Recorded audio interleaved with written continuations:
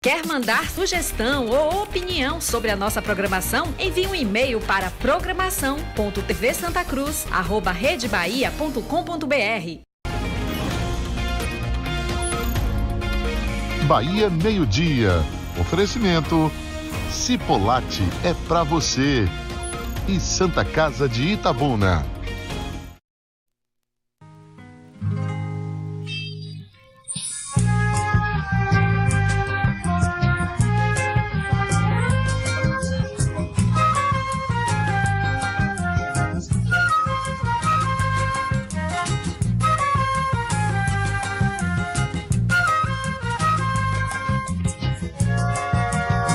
Boa tarde, seja bem-vindo ao Bahia Meio-Dia, nesta terça-feira 10 de agosto. A data tem um significado bem especial para todos nós. Aniversário de 109 anos de Jorge Amado. O escritor baiano, filho da terra, é um dos escritores mais famosos e traduzidos do mundo. Por meio das obras literárias, que foram adaptadas para o cinema e televisão, a nossa cultura, a nossa gente, ficaram conhecidas em todo o mundo. Nossa homenagem ao grande Jorge. E hoje tem programação especial, hein, Léo? Já já a gente traz todos os detalhes. O BMD de hoje está assim, com essa pegada cultural. Nessa edição vamos falar sobre o auxílio financeiro para os artistas aqui de Itabuna. As inscrições já começaram. Vamos conversar com Franciele Caetano, é isso mesmo, né, Fran? Quem for artista aqui em Itabuna, já fique ligado aqui nas nossas informações, porque já tem inscrição podendo ser feita. Boa tarde. Boa tarde, Roger, e a todos que assistem ao nosso Bahia Meio-Dia. Isso mesmo, a lei foi sancionada na última sexta-feira e ontem, dia 9, começaram as inscrições. Daqui a pouquinho eu volto com mais informações e também com o presidente da FIC, que vai explicar pra gente quem pode fazer esse cadastro. É já. Beleza, Fran, falou, daqui a pouco você traz mais informações, mas infelizmente nem tudo são flores. Violência em pleno centro de Itabuna. Um homem foi baleado ontem. A confusão foi à noite e provocou muita comoção. O homem que atirou foi preso e a vítima foi socorrida e encaminhada para o hospital. E ainda nessa edição, a Polícia Civil investiga a agressão de um idoso dentro de uma farmácia em Bicaraí. O idoso, de 65 anos, disse que foi comprar um remédio quando foi surpreendido com socos, tapas e foi lançado fora da farmácia por um funcionário. O autor das agressões... Que aconteceu esse negócio, sem eu não falar nada com ele. Dele chegar assim e me jogar para a porta fora. Já tinha pagado até a menina o remédio.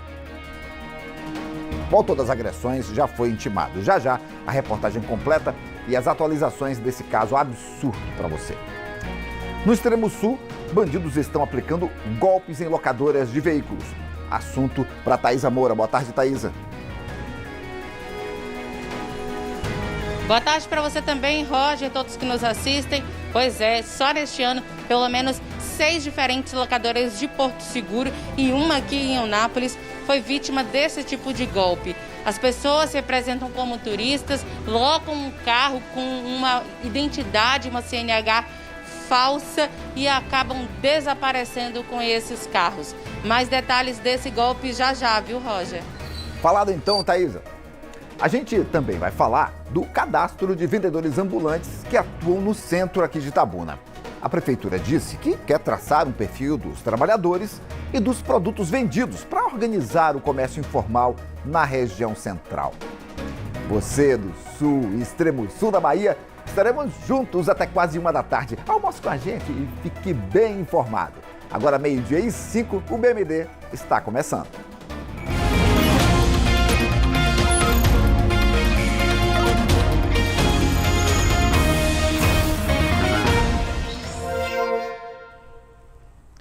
Estão abertas as inscrições para o auxílio financeiro para artistas aqui em Itabuna. A Lei Mestre Sabará, que prevê esse benefício, foi sancionada pelo prefeito na semana passada, o que veio em boa hora, já que o setor cultural vem sendo bastante prejudicado durante a pandemia da Covid-19.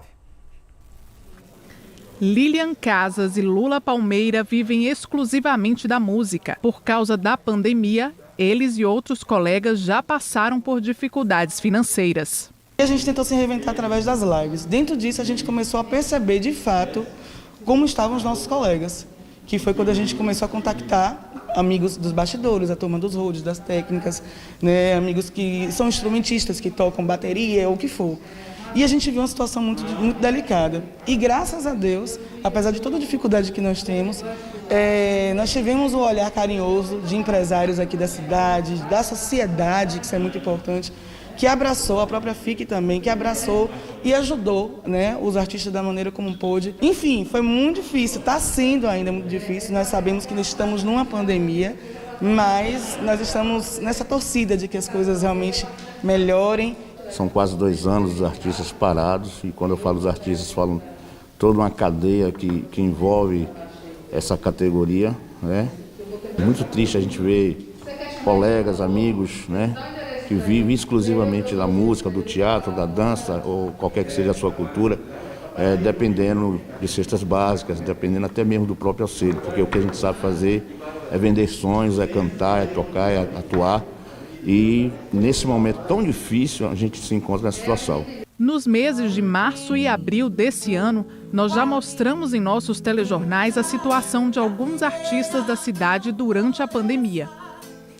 Para amenizar essas dificuldades, a Prefeitura de Itabuna sancionou a Lei Mestre Sabará, com o objetivo de oferecer auxílio financeiro para esses artistas. Serão 3 parcelas de R$ 300. As inscrições começaram ontem, com 340 vagas. A lei homenageia o artista Sabará, que está com 88 anos de idade e há mais de 60 anos trabalha com música. Para ele, também tem sido um período difícil. É algo que a gente não esperava, é alguma coisa que acontece, é inesperado. E a gente tem passado da maneira que Deus ajuda aí, não é como dizemos naquela coisa do ditado popular, Deus ajuda, a gente vai passando. Também muito honrado com essa atitude respeitosa, essa homenagem, dando nesta homenagem a oportunidade de muitos artistas que estão passando exatamente por essa situação que nós falamos há pouco, tudo difícil, um pouco de ajuda, o que é realmente importante. Os mais de 500 artistas cadastrados no CAD-CULT, que é um registro dos artistas de Itabuna, podem solicitar o auxílio por meio de inscrição no site auxilio.fic.com.br ou presencialmente. As inscrições são realizadas na Biblioteca Municipal de segunda a sexta-feira até o dia 25 de agosto. Estou aqui na biblioteca de 8 às 14, ou tem o telefone, que é o 99862-1338. Esse telefone ele pode resolver qualquer dúvida, se tiver pendência no cadastro, se tiver que fazer cadastro. A Lei Mestre Sabará chegou como um sinal de esperança para todos os artistas itabunenses que já estão com saudade de encantar o público. Dá uma saudade, o palco faz falta, para quem é artista o palco faz muita falta. Mas a gente está aguentando forte, está resistente, existe muita resiliência na parte dos artistas que eu conheço e a gente vai chegar lá e vai vencer e vai dar tudo certo. O sol há de brilhar mais uma vez, a luz há de chegar aos corações do mal, será queimada a semente e o amor será eterno novamente. Linda capela de Lilian Casas, a música, a arte plástica, as artes de um modo geral são formas de conhecimento e uma maneira de expressão, de tradução da natureza, e o ser humano precisa dela sim, a gente precisa reconhecer isso. Importante também o reconhecimento ao mestre Sabará. A repórter Franciele Caetano está ao vivo com o presidente da FIC, Fundação Itabunense de Cultura e Cidadania, Aldo Rebouças, que vai explicar para a gente os detalhes deste auxílio financeiro para os artistas. E eu já começo, Franciele, querendo saber se é só o pintor, o músico, o compositor que vai receber esse auxílio, ou o técnico de som, o iluminador, o figurinista, também está incluído aí nessa seara do cadastro dos artistas. Olá, Roger. Vamos perguntar ao próprio Aldo Rebouças, que é o presidente da FIC, a Fundação Itabunense de Cultura aqui da cidade. Aldo, Roger entregou para a gente aqui a entrevista fazendo uma pergunta. Quais são os profissionais, quais são os artistas que têm direito a esse benefício? É o cantor, é o pintor, ou aquela pessoa que mexe com som, que é técnico de som? Quem poderá, né, receber, ser contemplado com esse auxílio? Boa tarde, seja bem-vindo ao nosso Bahia Boa tarde, Meio Dia. Franciele, boa tarde a Roger. Todas as pessoas ligadas à cultura, todos os agentes culturais, não apenas, né, o artista, não apenas quem está à frente do palco, como também todo mundo que está por detrás, né, dos palcos. Então, a ideia é contemplar 340 agentes culturais da nossa cidade em todos os segmentos da cultura, seja no teatro, na dança, na parte da música, audiovisual, ou seja, todo esse corpo cultural, eles poderão ser contemplados com esse auxílio municipal. A gente sabe que existe o CADCUT, que é o Cadastro de Artistas Culturais aqui da cidade, que o número é bem maior do que 340. De que forma, o que vocês fizeram aí para selecionar? E essas pessoas, mesmo aquelas que estão cadastradas, elas precisam fazer as inscrições, isso? Justamente. Quando iniciamos esse mapeamento online, através da plataforma CADCUT, foi justamente para poder nos dar um norte nesse número. Lembro muito bem no início de janeiro, quando o prefeito nos questionava, Aldo, quanto nós vamos investir de auxílio, porque ele já estava sensível a essa situação, né? Por conta da pandemia, os agentes culturais ficaram proibidos de exercer, a maioria deles, as suas atividades. Então, esse número foi estudado a partir de maio, quando a gente começou esses cadastros, a gente pôde observar que dentro dos cadastros que tinham ali, esse percentual desse número de 340 agentes culturais, a gente conseguiria atender porque eles já sinalizavam para a gente que não tinha nenhum tipo ou outra fonte de renda fixa. Então a ideia foi justamente o quê? Aumentar o número, porque ano passado foram contemplados 300 agentes culturais, esse ano nós aumentamos para 340, justamente com essas informações do CADCUT. Certo. E a lei foi sancionada na última sexta-feira, leva o nome de um grande artista na cidade, que é o Mestre Sabará. Isso. Conta pra gente, né, o que levou vocês a escolher o Mestre Sabará para ser homenageado aí em forma de, para receber o nome, para que essa lei pudesse receber o nome desse artista. Franciele, o prefeito nos pediu que pudéssemos homenagear alguém em vida. E através da plataforma, naquele momento sinalizava que 60% dos agentes culturais da nossa cidade eram ligados à música.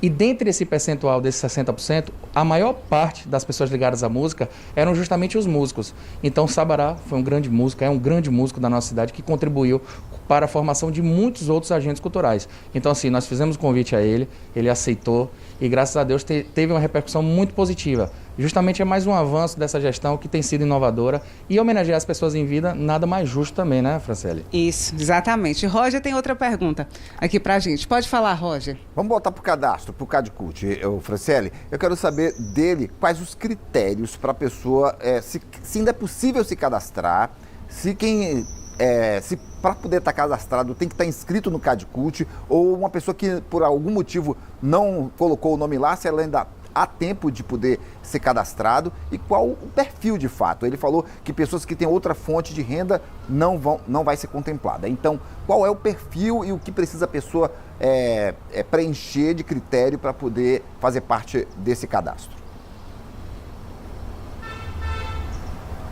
Ok. Com relação ao CADCUT, que já existe esse cadastro com cerca de 340 pessoas, pode ser que algum artista que não esteja dentro desse cadastro aí, ele ainda tenha a possibilidade de fazer o cadastro e assim também fazer a inscrição? Qual seria o perfil? É importante lembrar que o CADCUT foi uma plataforma que ela não tem fim. Então, a todo dia as pessoas podem sim se cadastrar. E o importante é destacar que a gente solicita que as pessoas que realmente precisam, as pessoas que estão desempregadas, né? Esses agentes culturais que precisam desse auxílio, apenas esses solicitem. Então, eles têm duas possibilidades. De forma física, se dirigir ao espaço cultural, que fica ali onde funciona o prédio da Câmara Municipal de Itabuna, onde a nossa equipe vai estar lá disponível, né, na biblioteca para poder atendê-los, como também acessar o site auxilio.fic.com.br. Para isso, ele vai precisar informar o número do CADCUT e automaticamente as informações são preenchidas.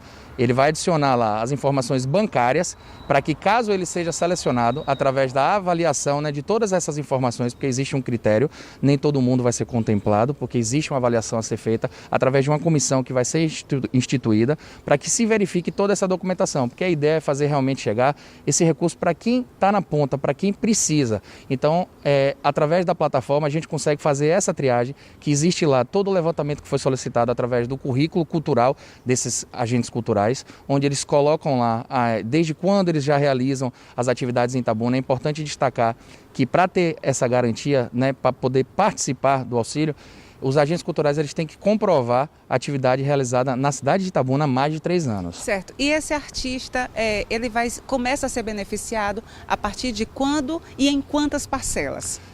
Nós abrimos as inscrições ontem, né? E elas vão durar até o dia 24 agora desse mês. E a partir daí existe um prazo para recurso, para análise da documentação. E a nossa expectativa é que a partir de 10 de setembro a gente já consiga realizar esses pagamentos. Serão 3 parcelas de R$300, ou seja, o agente cultural durante esse período vai receber R$900 como forma de amenizar, né, esse momento tão difícil que eles estão passando. Certo, muito obrigada. É uma forma de amenizar, de reconhecer e também valorizar uma classe que é tão importante. É com você, Roger.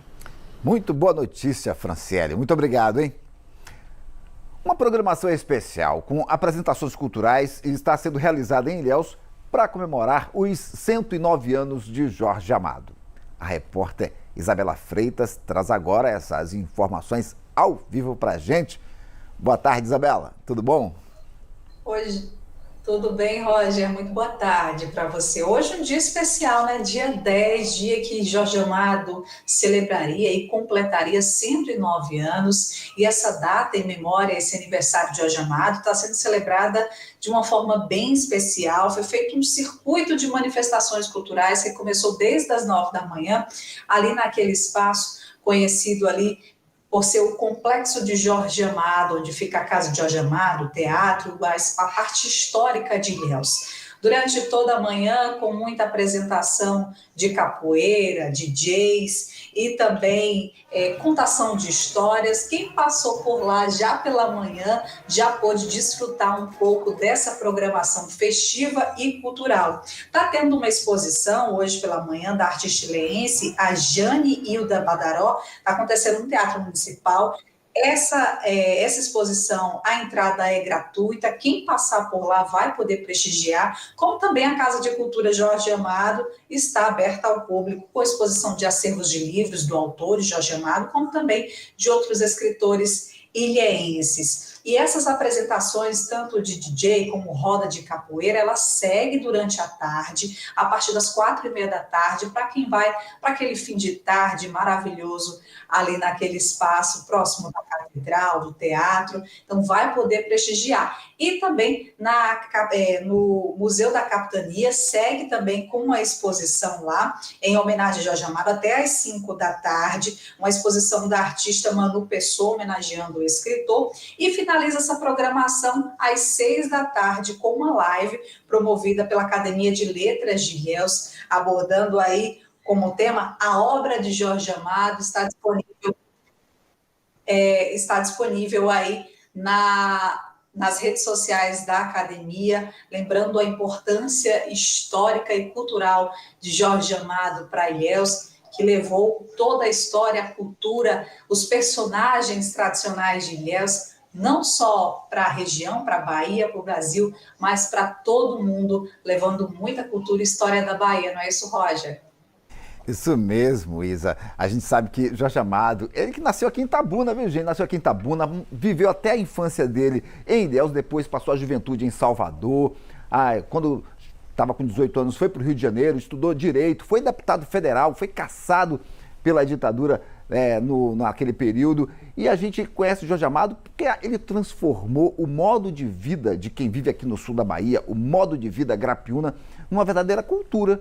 E levou isso para o mundo, através de tantas obras. Muitas dessas obras foram adaptadas para o teatro, para o cinema, para a televisão e mostraram quem é esse povo que vive aqui no sul da Bahia. Está aí a imagem de Jorge Amado, que fica em frente ali à Catedral de São Sebastião, é o Vesúvio. Um artista completo que também foi um imortal da Academia Brasileira de Letras. E transformou assim um modo de vida da gente para todo mundo, né? Mostrou para todo mundo. Muito obrigado, Isabela. Boa tarde. Daqui a pouco a gente volta, viu? Eu quero falar com você ainda. A seguir, um homem foi baleado em pleno centro de Itabuna ontem à noite. Um susto daqueles. E ainda, Polícia Civil está de olho em golpe contra locadoras de veículos no extremo sul. Bandidos locam carros com documentação falsa e desaparecem. O BMD volta já já.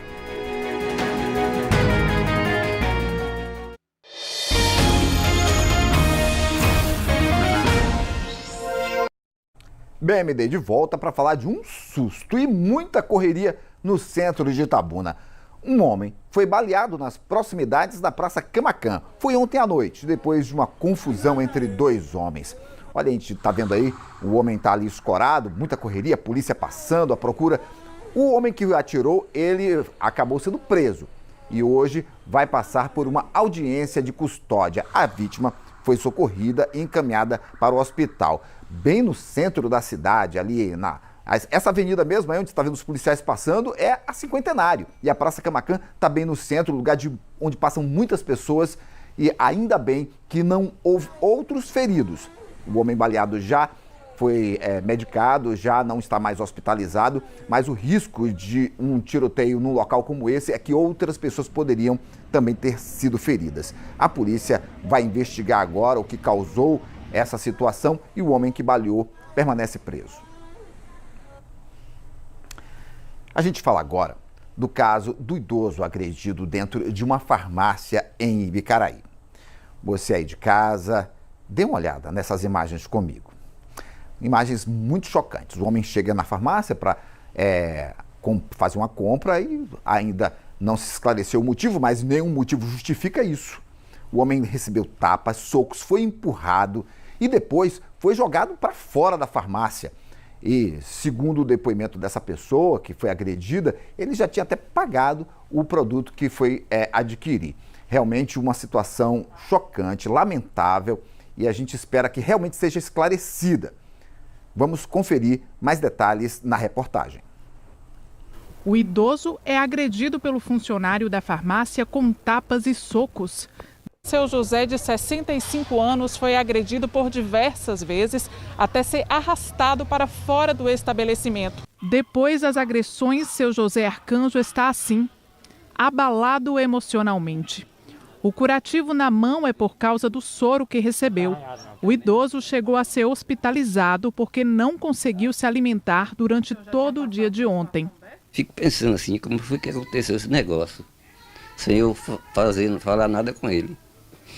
Dele chegar assim e me jogar para a porta fora. Já tinha pagado até a menina o remédio. Ele chegou por detrás de eu, que eu estava com as costas assim para o lado da rua, da entrada da porta. Quando ele chegou por detrás de mim, já foi pegando no braço, me forçando, e eu... Aí foi que eu caí. Na hora que eu caí, não sei como foi, que se ele foi... Na hora que ele, acho que deu a murro aqui no meu queixo, né?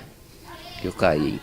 Seu José Arcanjo tentou esconder da família que tinha sido agredido pelo funcionário da farmácia, mas todos ficaram sabendo do caso porque as imagens das câmeras de segurança circularam na internet. O filho de seu José disse que ficou revoltado com o que viu.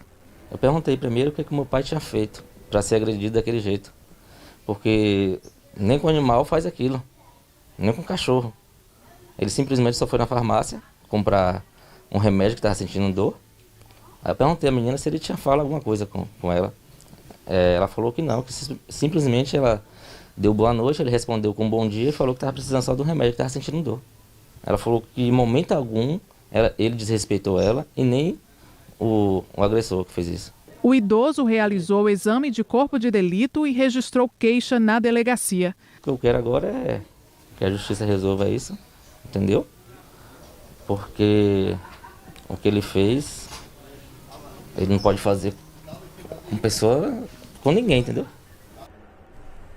Olha, não tem explicação para um absurdo desse, né? Eu já vi pessoas, moradores de rua entrarem em restaurantes, pessoas entrando pedindo dinheiro em loja de shopping, foram retirados, mas de uma maneira educada. Foram conduzidos a se retirar daquele ambiente onde estavam causando algum transtorno, também de uma forma educada. Isso aí, não. Isso de jeito nenhum. Nem que ele tivesse dito alguma coisa à atendente, nem que ele tivesse surtado dentro dessa farmácia, que não foi o caso. Nada, absolutamente nada, justifica essa agressão. E ainda mais a um idoso, né? A gente espera mesmo que a justiça seja feita. Em nota, o dono da farmácia repudiou a agressão e disse que assim que tomou conhecimento do fato, demitiu imediatamente o funcionário. A Polícia Civil disse que algumas pessoas já foram ouvidas sobre o caso e que o autor das agressões foi intimado e deve ser ouvido na próxima segunda-feira. Nossa equipe tentou, mas não conseguiu contato com o agressor. Estudantes e professores reclamam da falta de ônibus na zona rural de Ilhéus. Eles dizem que não estão podendo ir à escola porque não tem transporte em alguns horários. Isabela Freitas é quem traz agora essas informações para a gente. Então, Isabela, não está fácil a vida de quem está morando na zona rural de Ilhéus e quer estudar, não é? Pois é, Roger, essa era uma reclamação já da população geral, a população da zona rural de Ilhéus, os problemas desde o início da pandemia em relação à questão do transporte, porque esses transportes, o transporte coletivo foi reduzido desde o início da pandemia, a gente vem mostrando aqui nos nossos telejornais. Só que agora, com a retomada das aulas, principalmente as aulas estaduais liberadas pelo governo do estado, os estudantes que precisam ir nos turnos da tarde e da noite estão tendo dificuldades por falta desse transporte na área dos distritos, na zona rural. O que acontece? Em alguns locais, o último horário do transporte é até as 2 da tarde. Então, quem precisa retornar após esse horário e não tem um transporte próprio, fica sem ter condições de ir para a sala de aula. Isso é um problema tanto dos estudantes como também de professores que moram na zona rural. E eu conversei com algumas dessas pessoas e olha só o que elas disseram. Como que vamos para a sala de aula, sendo que não tem ônibus para a gente estar indo? E também a situação da estrada, porque os ônibus não vêm também quando a estrada está ruim. Então, assim, fica muito difícil para a gente que mora aqui, né, no distrito, né? Então, tem muita dificuldade, ônibus não vem. Quando chove, então, não vem ônibus mesmo, tempo de chuva. Eu sou professora, eu não estou em sala de aula porque eu não tenho transporte para atender os meus alunos. No estado estadual, eu não atendo nem da zona rural que não estão indo comigo, nem da zona urbana que já estão à minha espera, o que causa um transtorno em segmentos das aulas. Pois é, para não perder aí, tanto essa professora como essa estudante que a gente acabou de ver aí, eles estão aí seguindo com as aulas remotas pela internet. A gente viu aí no vídeo que até a resolução do vídeo está um pouquinho granulado, a gente observou, pela qualidade da internet também. Então, não é um processo fácil nem para aula remota para essas pessoas que moram na zona rural de Ilhéus. Sobre essa questão das condições das estradas, que também citaram aí, tanto a estudante como a professora, é uma condição que acontece agora nesse período chuvoso. A gente buscou até resposta da prefeitura em relação a isso, que diz que nesse momento ainda que está chovendo no município, o processo de restauração dessas estradas que dão acesso aos distritos foi parado por enquanto, está suspenso, até que o clima, as chuvas cessem na região para que esse trabalho possa ser retomado e uma outra coisa a se resolver. Sobre a situação dos ônibus, de ampliar esses horários, a gente conversou com o Jorge Moreno, ele que é diretor-geral da Sutran, que é responsável pela Superintendência de Trânsito no município, e ele falou que já iniciou aí, já teve uma negociação com essas empresas para ampliar esses horários. Olha só o que o Jorge falou. Eu conversei com os representantes das empresas e os mesmos garantiram que iriam retornar, né, para poder estar atendendo essa demanda desse retorno às aulas presenciais, para poder estar aí suprindo e atendendo a população. Eles garantiram que iriam sair ônibus ter saída de ônibus até as 10 horas da noite, que é onde iria atender esse retorno das aulas.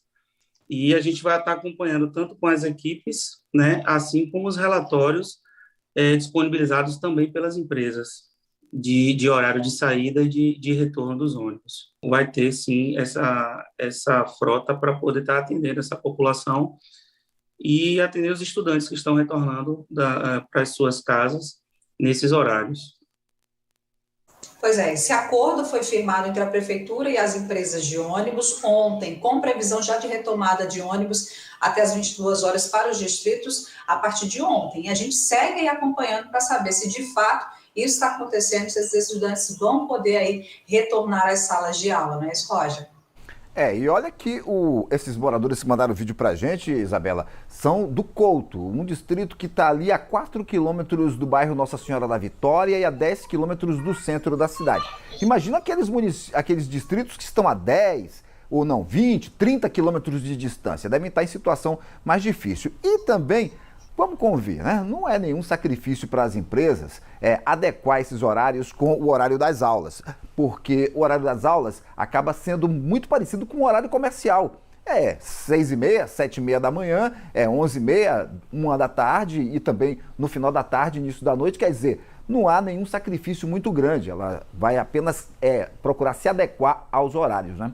Muito obrigado pelas informações, a gente apela aí mesmo para a sensibilidade tanto das empresas como do poder regulador. Obrigado, Isabela. A Polícia Civil alerta para um golpe que está rolando no extremo sul, principalmente em Porto Seguro.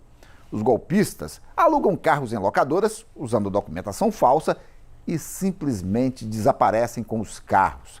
Thaisa Moura é que vai falar isso para a gente. Ô Thaisa, muito provavelmente pegam esses carros para aplicar outros golpes ou então outros crimes, não é verdade? Boa tarde. Boa tarde para você também, Roger, para todos que nos assistem. Pois é, a polícia não sabe ao certo para que esses criminosos usam esses carros. Mas o que vem acontecendo lá em Porto Seguro é um prejuízo muito grande para vários donos de locadoras. Só nos últimos 12 meses, Roger, cerca de 7 empresários aqui da região estão no prejuízo porque perderam pelo menos um veículo cada um deles. Um foi uma locadora aqui de Onápolis e outras 6 locadoras de Porto Seguro. Esses criminosos chegam nas locadoras, se apresentam como turistas, mostram uma CNH falsa, um documento que é falso, e aí locam esse carro por 7 dias. Na data marcada para poder devolver o veículo, eles não aparecem. Aí os donos vão atrás da polícia para poder aí dar queixa. Quando descobrem que a documentação era falsa. E muitas vezes, mesmo com restrição de roubo, esses veículos não são encontrados, porque esses criminosos também alteram as características deste veículo. Hoje eu estive conversando mais cedo com o coordenador da 23ª Corpim, Dr. Moisés Damasceno, que falou um pouco mais como esse golpe vem sendo aplicado aqui na região. Esses indivíduos, eles se passavam por outras pessoas com documentação falsa perante locadoras de veículos de toda a região, alugavam os veículos e fugiam para outro estado da federação, dando fim nesses automóveis, né? Esses veículos, com certeza, tinham os números de identificação alterados para constar um outro veículo e, com certeza, estão rodando aí com outras placas. Então, a investigação foi iniciada por Dr. Wendel, no mês de maio, que é o delegado titular da Deltu de Porto Seguro, e conseguiu identificar uma série de pessoas envolvidas nesse esquema, que, na verdade, são crimes de furto, que, a partir do momento que a pessoa praticou essa alocação, já com a intenção de subtrair o bem, ele praticou um crime de furto mediante fraude, porque tudo que ele usou ali foi fraude para levar a erro a vítima, a locadora, e, a partir daí, então, eles obterem êxito nas suas empreitadas, que é se apropriar do veículo. É um crime de grande incidência em Porto Seguro? Não só em Porto Seguro, esse crime vem acontecendo em várias regiões, no município de Onápolis também já aconteceu muito, então eles migram muito. Quando eles percebem, por exemplo, que as autoridades já estão atentas naquele município, ou que as locadoras também estão mais atentas em relação ao momento de locação do veículo, então eles passam por outros municípios. Isso vem acontecendo em várias unidades da federação. E dessa vez agora vinha acontecendo em Porto Seguro, e como a delegacia da Deltu já estava atenta, foi possível identificar o momento exato que esse indivíduo estava lá hospedado e foi realizada a prisão dele e de outro rapaz também que estava acompanhando. Ele se encontra preso e o outro foi liberado. Como é que a polícia está combatendo esse crime? Está trabalhando a partir do momento que chegam essas informações? Através mesmo do trabalho de polícia investigativa. Então, estão sendo reunidas diversas provas para identificar outros envolvidos, para, em cooperação com as polícias de outros estados, a gente conseguir alcançar toda a quadrilha, toda a associação criminosa.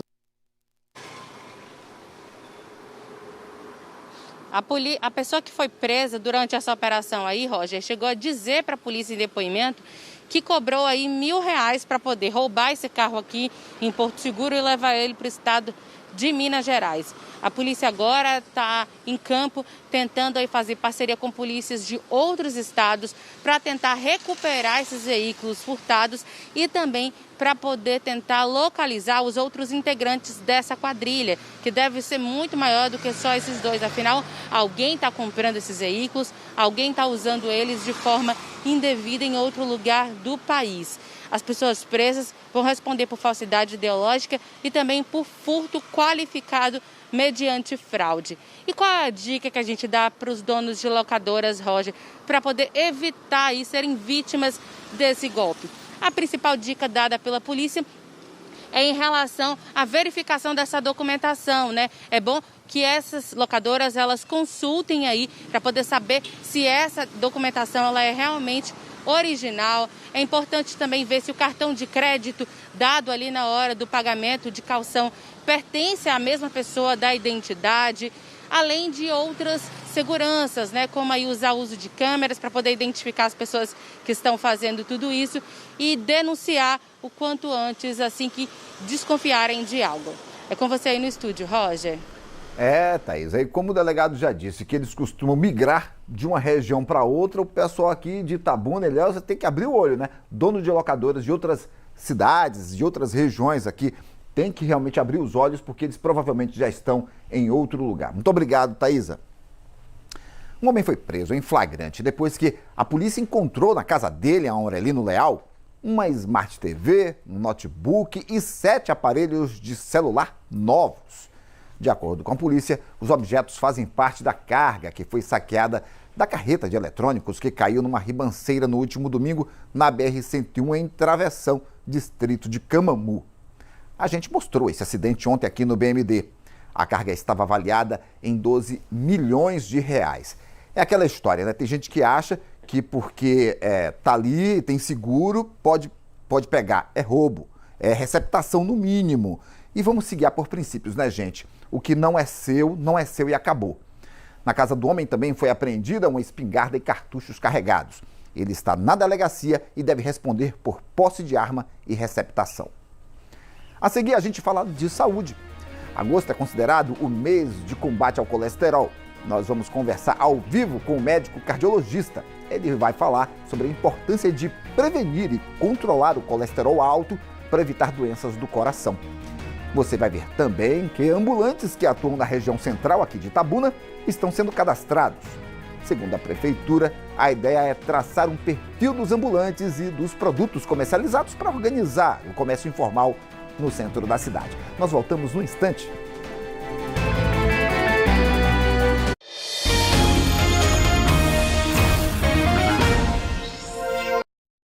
O BMD está de volta e olha só que história. Um homem foi preso após furtar 8 vestidos de festa. O caso aconteceu na cidade de Ibirataia. Segundo a polícia, os vestidos seriam trocados por drogas. As roupas foram furtadas de uma loja de aluguel de roupas. O bandido forçou a porta do estabelecimento durante a noite. A polícia encontrou os vestidos na casa do homem. Os produtos já foram entregues à dona da loja, que logo após o susto, reforçou a segurança da loja com correntes e cadeado. Vendedores ambulantes que atuam na região central aqui de Itabuna estão sendo cadastrados. Segundo a prefeitura, a ideia é organizar o comércio informal. Vamos chamar novamente a repórter Franciele Caetano com mais informações. Então, Franciele, teve aí a abertura do shopping popular, disse que ia acabar com a venda de produtos informais no centro da cidade. Isso não foi possível, o jeito é organizar, não é isso mesmo?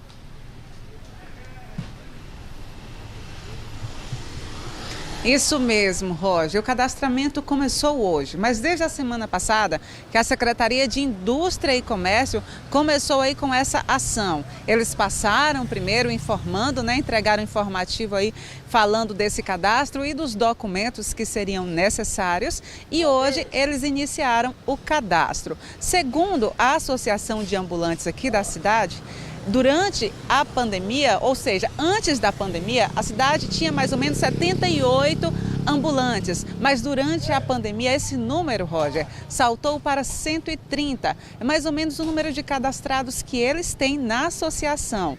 Mas a prefeitura precisa também ter acesso a esses dados, precisa conhecer quem são esses ambulantes e qual tipo de mercadoria que eles comercializam aqui na cidade. E por isso esse cadastramento está sendo feito. Está sendo feito aqui na Avenida do Cinquentenário, também nas transversais, no calçadão Rui Barbosa, até mesmo no shopping popular que existe ali na Amélia Amado. Ou seja, todos os ambulantes que trabalham aqui nessa área central da cidade serão cadastrados pela Secretaria de Indústria e Comércio, que tem alguns projetos futuros de transferência, mas é algo mais para frente. Porque o objetivo mesmo para esse primeiro momento é organizar o comércio, algo que fique bom tanto para os ambulantes e também como para a prefeitura. É com você. Tá ok, Fran. Vamos aí acompanhar essa organização e esperamos mesmo que dê resultados. O Centro de Itabuna merece. A gente fala agora de saúde, porque agosto é considerado o mês de combate ao colesterol. Segundo a Organização Mundial de Saúde, aproximadamente 300 mil pessoas morrem por ano no Brasil por conta de doenças cardiovasculares. Um dos grandes riscos é exatamente o colesterol. Eu converso agora ao vivo com André Cedro, que é médico cardiologista e que vai falar sobre a importância do controle do colesterol para a prevenção de doenças cardiovasculares. Doutor, muito boa tarde. Obrigado por nos receber em seu consultório, receber o Bahia Meio-Dia. A gente viu esse número de 300 mil pessoas aí que devem morrer por problemas cardiovasculares no Brasil. Ainda é a doença que mais mata, doutor? Boa tarde. Boa tarde, Roger. Então, agora em agosto comemora-se aí esse Dia Nacional de Combate ao Colesterol, né? E como você bem disse, o colesterol ela é uma doença muito prevalente no nosso meio, né? A estimativa do Ministério da Saúde é de que a cada 10 brasileiros, 4 têm os níveis de colesterol mais elevado. Inclusive, isso pode acometer até as crianças, né? Infelizmente, é um tipo de doença que ela só será reconhecida através da realização de exames complementares. E a importância desse reconhecimento é a chave do sucesso para o tratamento, que é a prevenção. A intervenção medicamentosa associada à mudança do estilo de vida, atividade física, reeducação alimentar, eles vão agir aí na tentativa de minimizar a progressão da doença e reduzir o risco das doenças cardiovasculares. E quando a gente fala em reduzir o risco das doenças cardiovasculares, basicamente nós estamos falando de reduzir a taxa de infarto e AVC, que, como você disse, são as duas doenças que mais matam no mundo. Doutor, eu confesso, senhor, que essa história do controle do colesterol me assustou, isso há muitos anos. Isso porque, gente, eu tinha um colega de faculdade, isso lá nos anos 90, que ele saiu da faculdade à noite, doutor, e foi para casa, tomou um banho, sentou para assistir televisão com a família e morreu do coração. Aí o diagnóstico foi que o colesterol foi que causou aquele infarto nele, mas ele era magrinho. Ele era um agente de polícia aqui de Itabuna, inclusive, e ele era magrinho, não dava menor sinal de que pudesse ter algum problema do coração. E o colesterol provocou esse infarto. Ou seja, é uma doença silenciosa e não tem muitas características externas não, né? Positivo. A doença do colesterol ela é uma doença que não manifesta sintomas, o paciente não sente. E aí é onde é um dos entraves que nós temos no tratamento, porque é muito difícil você determinar ao paciente um tratamento de algo que ele não sente, né? As taxas de colesterol que a gente objetiva depende dos riscos cardiovasculares.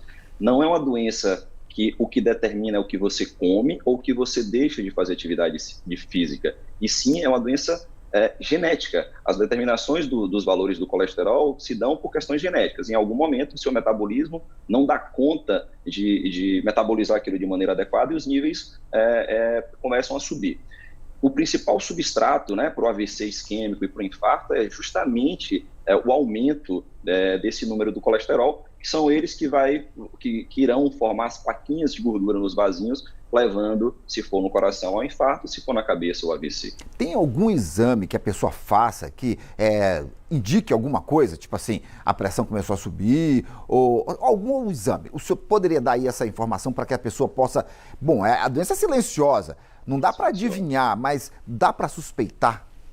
Sim, essa determinação vai ser através dos exames laboratoriais, de sangue, exame de sangue. com a determinação das taxas de colesterol, né? O colesterol ela é uma substância essencial no nosso organismo, mas em determinados níveis, a depender do risco que cada paciente tem, e pode trazer a formação e a complicação com o infarto e o AVC. O exame a ser realizado é o exame laboratorial de sangue, dosagem de colesterol total e as frações do colesterol. O colesterol, basicamente, ele se divide em um colesterol bom, que é o HDL colesterol, e o colesterol ruim.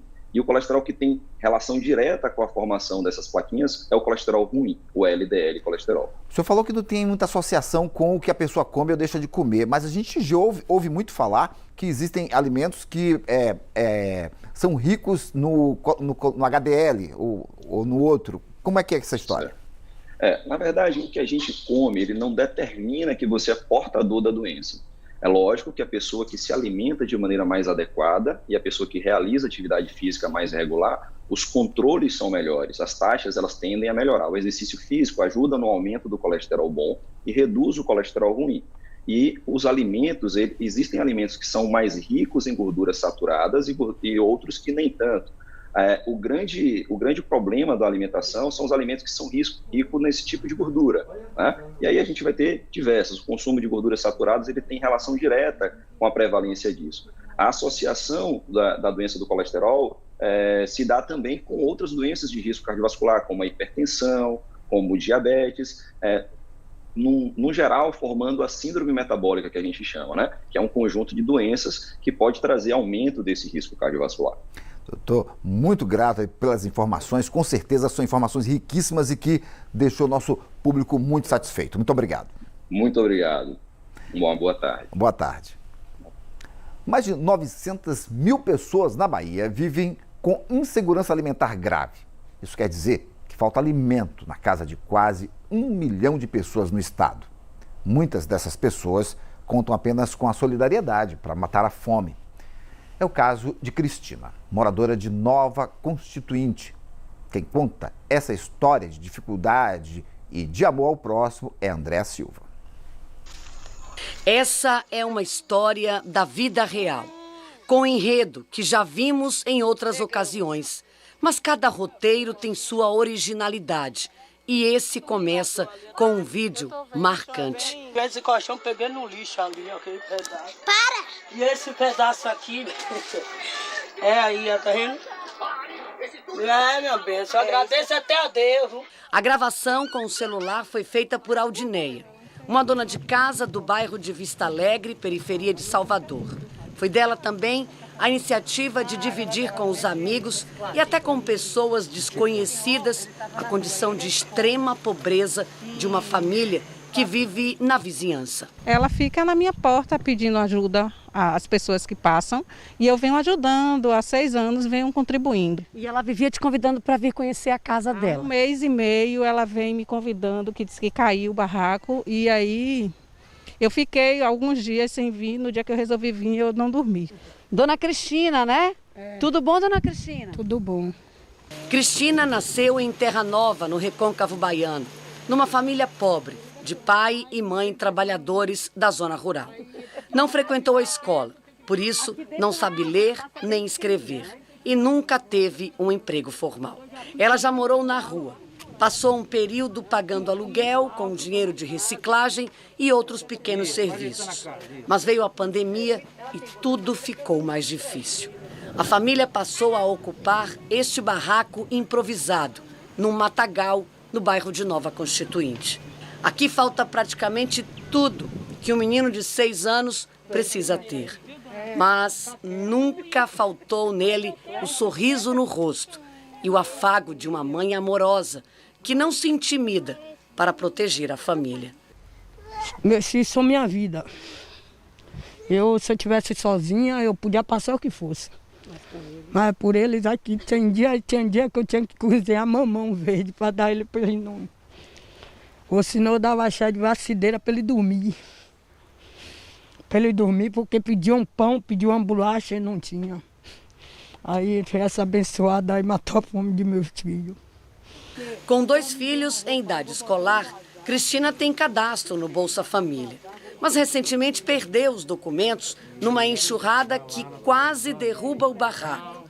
não conseguiu atualizar o cadastro. Por isso, o benefício está suspenso. Dona Crise, tem o que comer hoje? Tem almoço para a senhora, para os meninos, para o marido? Agradeço a ela aí. Tem uma coisinha na panela? Tenho. Aí tem uma carninha de frango? Aí é carcaça, aqui é carcaça. Mas para mim tá bom. Importante que tem. E o que mais? Tampa aí essa e mostra outra. Aí tem o feijão. Aqui é feijão. Aqui é arroz. Aí dá para comer, a família dá para comer essa quantidade? Dá, minha flor, dá. Dá para mais de um dia, Dona Cris? Poxa, dá, viu, minha flor, porque aqui eu economizo. Pode guardar lá. Eu economizo. E eu dou graças a Deus que Jesus botou a pessoa boa, porque Deus é assim, Deus é muito bom. Deus sempre bota os anjos dele para ajudar o próximo. Essa família faz parte de uma estatística nada animadora.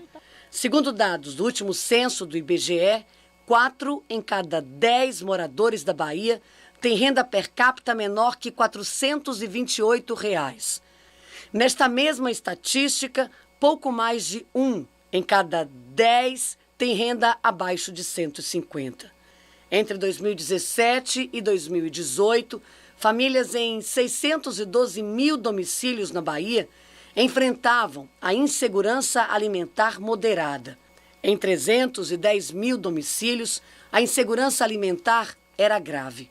Somando as duas características, mais de 900 domicílios na Bahia, num total de 2 milhões de pessoas, enfrentam a fome, de acordo com as estatísticas de 2018. Se cada um tivesse um olhar solidário, como a de Aldineia e Rose, outras Anas Cristinas estariam com muita gratidão e esperança de dias melhores. Eu já dei a mão à Cristina. Eu não vou deixar ela, a situação dela, eu não vou deixar que desse jeito aqui, não. Eu vou ter que, não sei como, mas eu vou ter que reunir pessoas para poder me ajudar nessa empreitada aí. Olha, gente, na minha fé eu acredito que somos todos irmãos. Você não vai resolver o problema do mundo, mas se você atender a uma pessoa dessa que Deus coloca na sua frente, você pelo menos fazer uma parte do que essa pessoa precisa, você já vai estar fazendo um tanto bom. Pense nisso, não deixe outras Ana Cristinas abandonadas por aí não.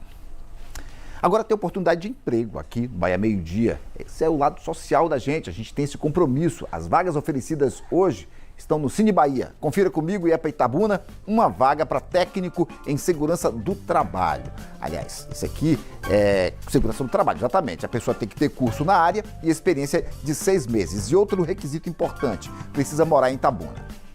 Tem também uma vaga para educador social. A pessoa tem que ter ensino superior completo em educação física ou pedagogia com experiência de 6 meses. Tem 5 vagas para trabalhador rural com experiência comprovada na carteira e uma vaga para ensino médio, para mecânico de manutenção com ensino médio completo, conhecimentos com ar comprimido e máquinas compressoras. Precisa comprovar experiência também. Tem uma vaga para ensino médio para empregada doméstica com ensino médio completo e experiência de 6 meses, mas a candidata ou o candidato precisa ter disponibilidade para mudar de cidade. As vagas podem ser requeridas no SAC aqui de Itabuna, que fica no shopping, e também o agendamento deve ser feito pelo aplicativo SAC Digital ou pelo site sacdigital.ba.gov.br. O horário de funcionamento é das 8 da manhã às 5 da tarde. Atenção para a documentação necessária, carteira de identidade, carteira de trabalho, CNH se tiver e comprovantes de residência e escolaridade.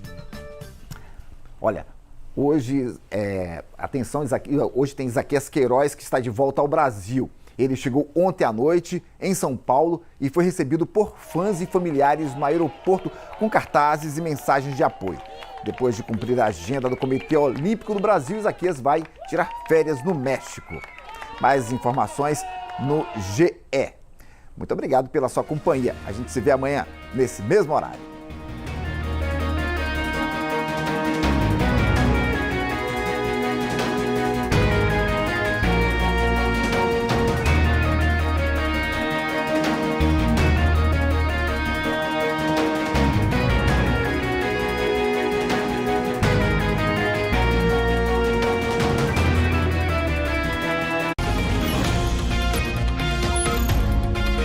Bahia Meio Dia.